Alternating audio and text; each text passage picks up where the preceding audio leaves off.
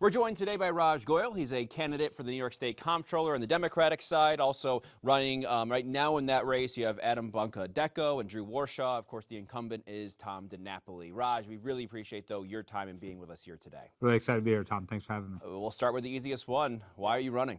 Sure. My story is a very New York story. So a child of immigrants, my parents came from India to Rochester and studied for several years, and then they ended up in the Midwest, and then actually came back to New York. And what's kind of interesting, maybe your viewers would find this interesting, we actually have a joint family. So my in-laws and my parents live on the same block. We very sadly lost my father and my father-in-law in the last few years. Now we have the grandmas. But what our story is a very common one, and one about immigration. And the reason I'm in this race is that a year ago, my 83-year-old, now widowed mother, who's been a citizen for 45 years, been in this country for 55 years, asked me if she could be deported and denaturalized by Trump's ICE. And that's the America we have right now, and I couldn't stand for that. So I decided to jump into this race, not only to fight Trump's authoritarianism, but to fight this affordability crisis that is absolutely choking the entire state, and of course here in the capital region as well. How would you fight that as comptroller? Yeah, so one of the biggest issues that I work on is utility rates. So I know National Grid, the bill just kind of keeps going up and up and up, even though you're using the same amount of electricity. The comptroller is the natural watchdog, the natural cop on that beat, who should be auditing the Public Service Commission, and I have put out a 5-point plan. I was the first and only candidate in this race to do so. Tom DiNapoli has been asleep at the switch, literally. He has not ever audited the Public Service Commission in any meaningful way. And that office is the office, Tom, that should be getting ratepayers' backs. Right now, we have these big tech companies building these AI data centers, and they're making the ratepayers pay the bills for these big tech companies. I'm glad to see the governor actually adopted a proposal we put out there, which was to say that the AI data centers need to pay their own fair share. So that is, energy prices is a huge priority of mine. And the second thing is around ICE and immigration, which I opened with. Tom DiNapoli, right now, we released a report this week, has doubled his investment in Palantir. That is a software company you may know, your viewers may know, which is tracking and doing data mining. And it was actually, new reports are coming out every day that Palantir is the backbone of the ICE deportation machine. And Tom DiNapoli has not only invested in Palantir, at the height of this deportation madness, he doubled down on it. So here we have an incumbent who's been a politician longer than I've been alive, and I'm 50.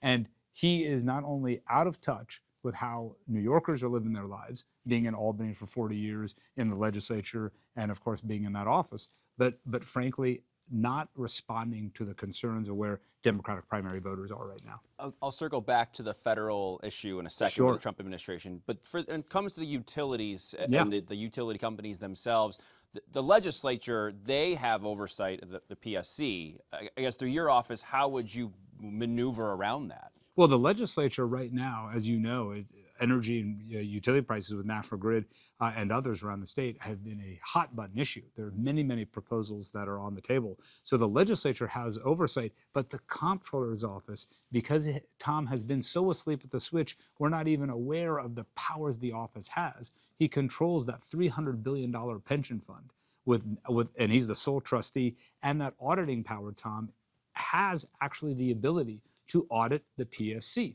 And so that is how we can find out whether these companies, when National Grid comes in, says, oh, we need $1 billion rate increase. We need to actually find out, did they use the money properly? These CEOs have these multi-million-dollar pay packages. If you step back, the concept of a public utility is one that takes energy from the earth, distributes it to as many people as possible for as cheap as possible. But we've gotten away from that now. Wall Street has done all the financial engineering, and we, the ratepayers, have been stuck with the bill. Let's get back over now to the federal side. I think you mentioned in a previous interview that the Democrats they have powers. They're not using the powers that they should, right, in terms of combating the Trump administration's policies and proposals and threats, if you will. What can the comptroller office do in that aspect? You mentioned Palantir, and is it divesting? Is it something else? Yes, and so, the line I appreciate you saying is that Donald Trump's inventing powers he doesn't even have, and Democrats aren't using the powers we do have. Right. So I think that You said it better than I did. Well, thank you. I appreciate the prompt. Yeah. Thanks for teeing that up. Yeah. Look, right now we have a full-on, we need fighters and not folders in the Democratic Party. We have a president who is declaring essentially war on New York, taking money away, willy-nilly just doing, obviously, the ICE agenda, terrorizing our immigrant friends and neighbors. So we need every ounce of power that elected officials have to join this fight. So yes, Palantir is a wonderful example of how we could do that. And look, there's some legislation proposed by Michael Lasher that says if Donald Trump keeps stealing money from New York, we should be withholding money from the federal government. That's the way he plays. We need to also consider doing the same thing. So that comptroller's office, which can audit every wasteful penny that is spent in the state of New York, that's the power of that office, and Tom isn't doing it. Let's get to the pension. Yes, and please. And what would you do with it? Right, $300 billion, something like that. But what would be your approach to that chunk of change? You mentioned trying to maneuver around the federal government, but this is also something that directly impacts New Yorkers. Well, I'm sure here in the Capital Region we have a lot of retirees and members of the New York State Common Retirement Fund, and I'm here to say one thing, which is your pension should be a lot larger than it is right now, because Tom DiNapoli has actively mismanaged that fund. It is underperforming the New York City pension fund. It's underperforming the market. And so the reality is that we can use that pension fund to not only build affordable housing, which is of course a crisis here in the Capital Region, but also is a great return on an investment. Right now he's putting things in very expensive Wall Street laden fees. I'll give you one example, which I think a lot of folks can understand, which is Berkshire Hathaway, Warren Buffett's famous company. If that was a closed-end hedge fund, fancy Wall Street term for the fact that basically you pay a lot of fees, it would be worth 8 times less than it is now as a public company, because that's how corrosive fees are.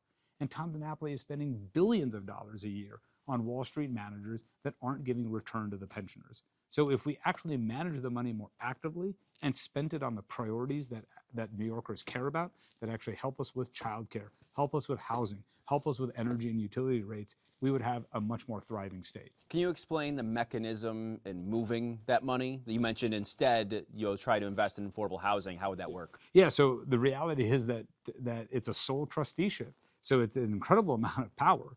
And Tom has said on the record that he does not think that the fund should invest in affordable housing. Well, the reality is it is investing in affordable housing. It's just doing very little of it. And the New York City Pension Fund, by contrast, is doing it very well and successfully. So the way it actually works is that you can invest in equity and debt. And there have been reform measures all over the state, not only passed by the legislature, but by cities as well, in which the pension fund can actually invest in not only development projects, but also in backstopping the financial instruments that lead to affordable housing that give good returns for pensioners. We need that pension to be as strong and as fat as possible. That is the mission and the North Star of the office. And right now it's not doing as well as it should. With it being characterized as more of a conservative approach, right? Would you agree with that? In what sense? Yeah, in one sense. No, I'm sorry, in what sense? What are you saying? In terms of the way that money is the way people are benefiting off that, and the way it's being spent, and the way that it's being allocated. Well, sure. I mean, I don't know if I'd necessarily call it conservative. I just think we should be maximizing the returns. We need pensioners and we need retirees in New York to have more money in their pockets. It's their money. And so that's why he dribbles out the unclaimed property, gives away only $100 million a year when it's when there's $20 billion in the fund. I ran a technology company. I ran and started from scratch a company that rooted out corporate waste. It was right here in New York. We actually paid all our employees full health care benefits, family benefits, very rare for a small company. And so that approach is what we need in that office, which is to use it to root out corporate waste and to make sure that we are getting and waste in government spending and to give people higher returns. Would you, though, he might say that he's managed the pension the way he has to make sure you avoid the fluctuation in the market. I know there's been talk of the AI bubble bursting. Sure.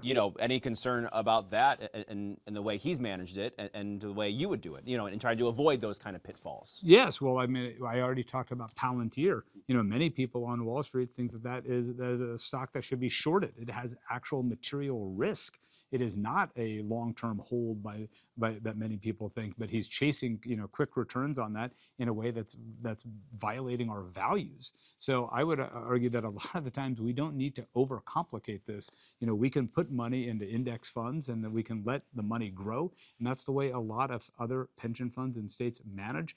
And so the reality is that so far there's been very little scrutiny of this office.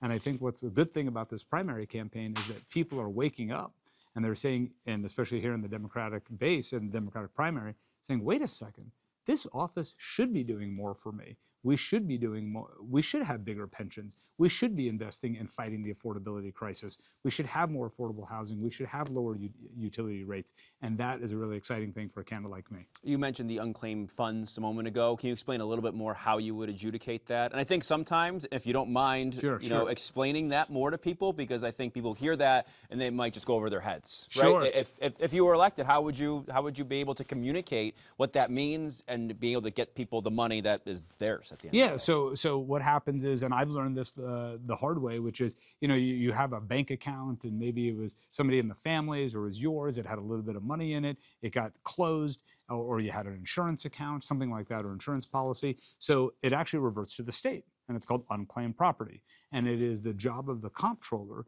to disperse that money. So there's a very arduous process. Again, I ran a technology company. This is not very complicated things to do if you know what you're doing. And so we know where these folks are, and we should, and I've been talking about this for a long time, just send the money back. And it's really just a technology problem more than it is really anything else. And those are easily solved. And so it really is, there are thousands, tens of thousands of people across New York who have money in an account held by the state of New York, and it's their money.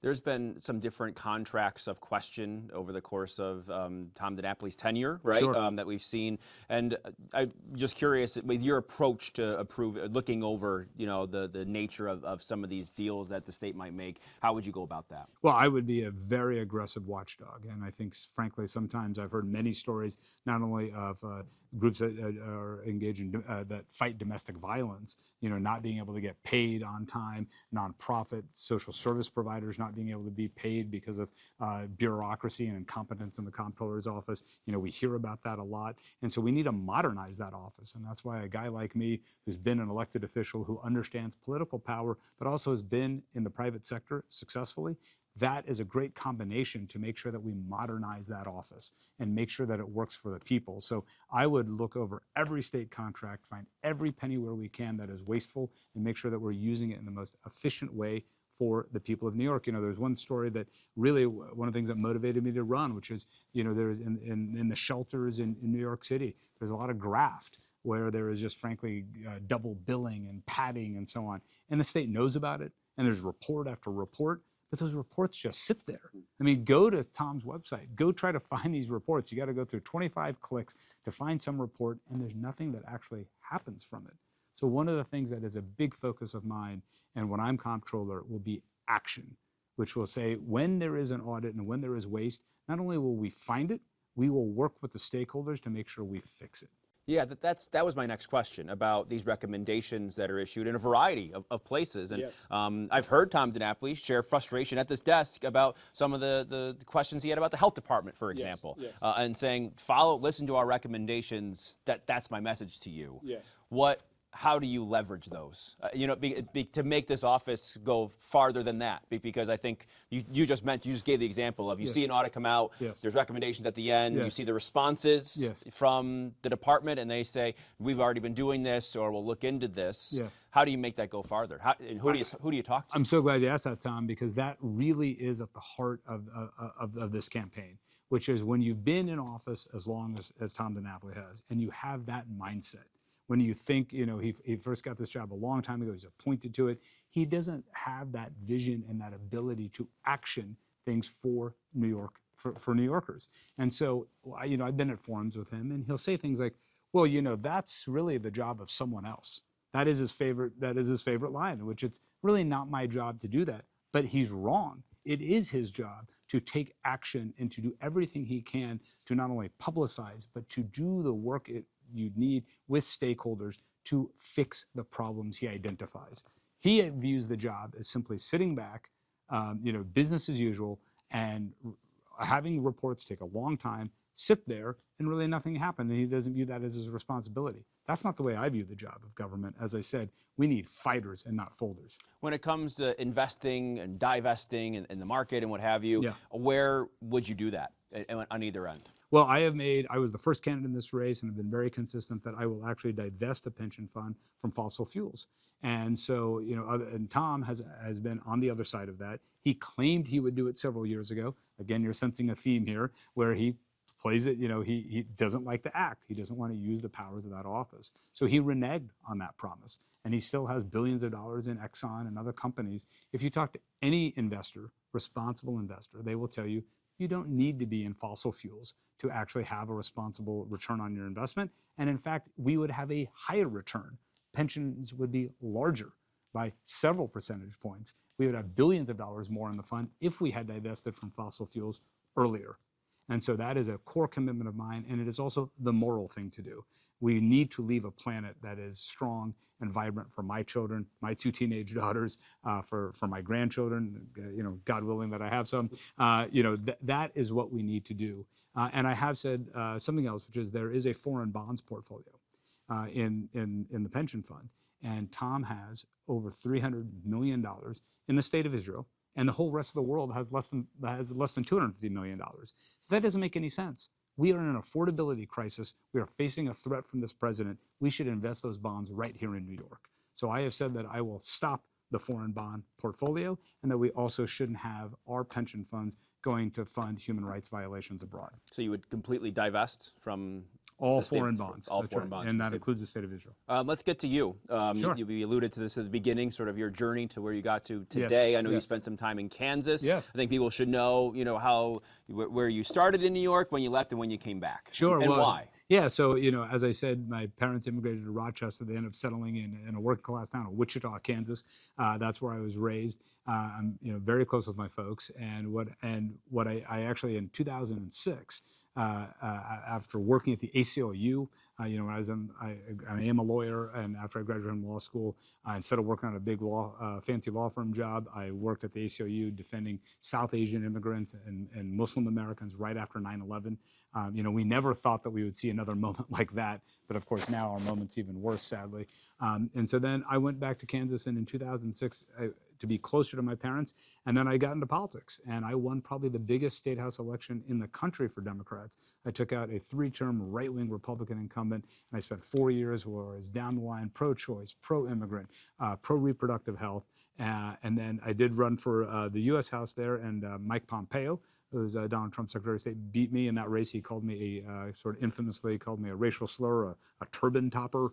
And so I did what everybody should do, which is I moved permanently to New York. And so, my wife is from Orange County, lifelong New Yorker. Her parents, public school teachers in Orange County and Chester School District. And so we have, deep New York roots. And I think that experience in Kansas taught me a lot, for folks in the capital region. I know what flyover country is is literally like, and I know what it feels like to feel like the powers that be forget and that they overlook you. And so I will say, as the next comptroller of the state of New York, I will be committed to every corner of the state, including here in the capital region, to make sure that New Yorkers get the action and services they deserve from the government. Just a quick follow-up on Kansas. Sure. and winning that race. Yeah. I mean, you think about politically how you have to campaign and speak to a broad coalition of voters. We hear that all the time. Yeah. Did you have to moderate a bit to appeal to more people? And is that something that you're applying here now? Well, the wonderful thing that I found is that if you stay consistent with your values and your principles, like those have never changed. And so for me, on all of those issues that I mentioned, to be elected in the reddest part of the reddest state was, I'm proud of that work, but also we defended immigrants. We defended the right to choose. We defended labor, and we did it successfully. Now, some of the language and the context is obviously a little bit different than that was, 15, 20 years ago, but the core principles are what endures. And that is why, New York's very, very, comfortable. It's where, we're going to be until the end. And as I mentioned, it's where we're raising our daughters in a joint family. So, I'm proud not only of that record, but also what it prepared me to do here. not only run a business, but to be involved in the organizing and community fights here in New York. So you come back to New York. What struck you? Did your perception change at all of what this state, the city specifically, obviously has changed a little bit there, what it was all about? No, I think, here's the thing. As I said, our family story begins in New York. I first lived in New York over 30 years ago. And as I said, with my sensibility, having been raised in the Midwest and lived there even as an adult, I sort of feel like I fundamentally understand this state. And so, certainly I understand the city, but, when I'm out of the city, it feels very comfortable to me. And, a lot of people from the city, they say, oh my gosh, they think upstate begins at like 125th Street. Or they'll go out to Long Island or they'll say, oh my gosh, oh my God, there's people there. And, say, of course there are, so, nothing in a sense struck me as different because I think fundamentally, the reason that I'm so passionate about running for this race is that these challenges are universal, which is this affordability crisis is all over the state. It's all over New York City. It's all in our cities and in our rural areas of this wonderful state. And so I'm so committed, and it really just drives me with passion to make the thing that upsets me the most, Tom, is to have, as we talked about, is to have power and not use it. That to me is the most unpardonable sin in today's day and age when we have so much at stake. People are struggling out there. It is hard to make it, and things are getting more expensive by the day. And as I know, and what I've seen in my life, is that there are these elite systems. And the big divide here is, these elite systems have not treated the average person well. And that's why working families are struggling to get by. And that's why I think we should reform this comptroller's office, because people don't even know about it, because it's been so useless to fight this affordability crisis and to fight Donald Trump's authoritarianism. One more, and I think this is something that I think I'll be asking a lot of candidates as we get closer to the primary. Sure. And it goes back to what we saw Zohran Mamdani, mentioned him earlier. Yeah. And part of his campaign was on the love of the city, right? Yeah. The love of New York City, and telling, and like you just saw the video over the weekend saying, go out and enjoy our city in the snow, be safe. Yes. So I'll ask you that question. What do you love about the city, about the state of New York? Oh, easy answer, which is the reason why New York is home and feels so natural is that it is the most diverse place where everybody, we all have to, especially in a place like New York City, where you have 8.5 million people in a small amount of space. But every time around this great state is the diversity of people that all want to be here. And that is, you just can't get that anywhere else. And, I have lived other places, and nothing is like New York, the entire state. And that is what draws our family to New York. And it's why, again, my wife has been a lifelong New Yorker. She really couldn't, let's just say she's very happy to be in New York. and so, it's why we raised our children here. I have said that I want my children, my two daughters, to leave New York for a bit. I'm very confident they're going to come back home, but they can see a little bit of the rest of the country and the rest of the world, but then they get back home to help improve New York. Well, Raj Goyle, thanks so much for your time. Appreciate it. I really appreciate it, Tom. Thanks. You.